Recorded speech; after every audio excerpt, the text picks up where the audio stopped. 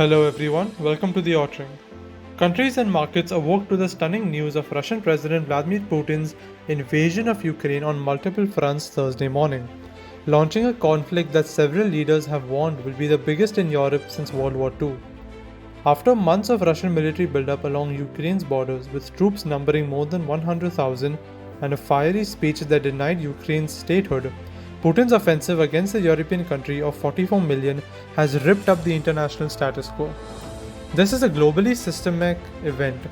Putin is redrawing an iron curtain across emerging Europe.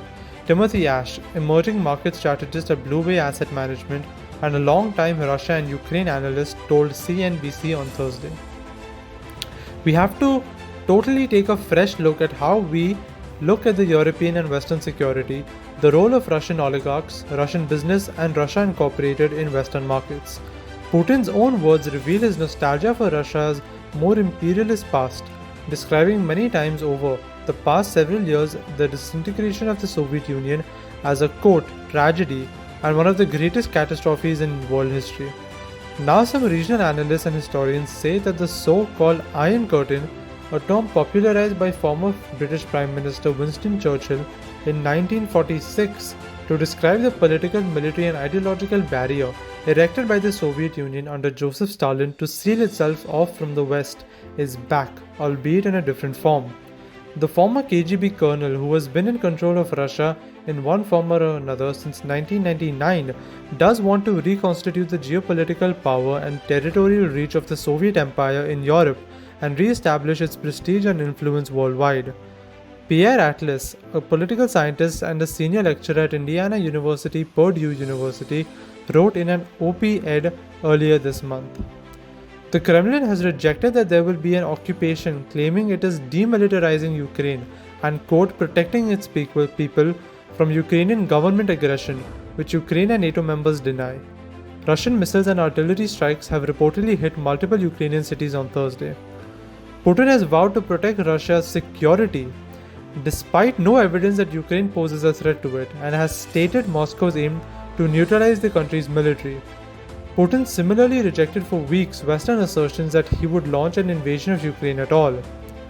Barriers, particularly military, political, and financial, are set to come up across Western and NATO countries against Russia as governments deploy economic sanctions and European allies likely ramp up their defense spending. US President Joe Biden and NATO heads of state have vowed severe sanctions on Russian officials and its economy, while Ukraine's leaders have urged the world to aggressively isolate Russia. Putin knew what kind of sanctions response this was going to draw in from the US and the West more broadly. Maximilian Hess, a fellow at Foreign Policy Research Institute, told CNBC.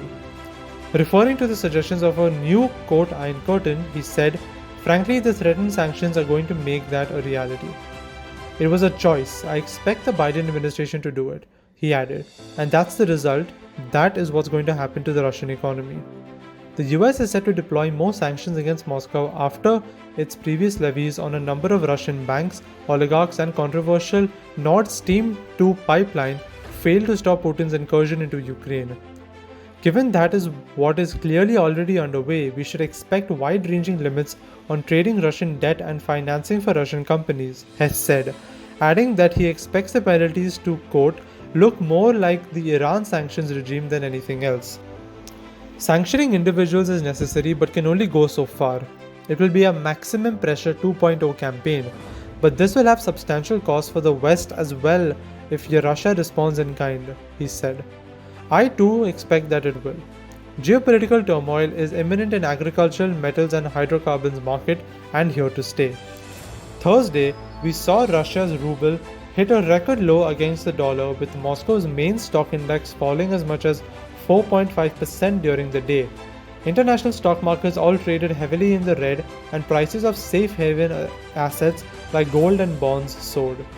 Precious metals silver, platinum and palladium, the latter two of which are major Russian exports, also saw their prices spike. Thank you all so much for watching, and for further updates please stay tuned to the Autring.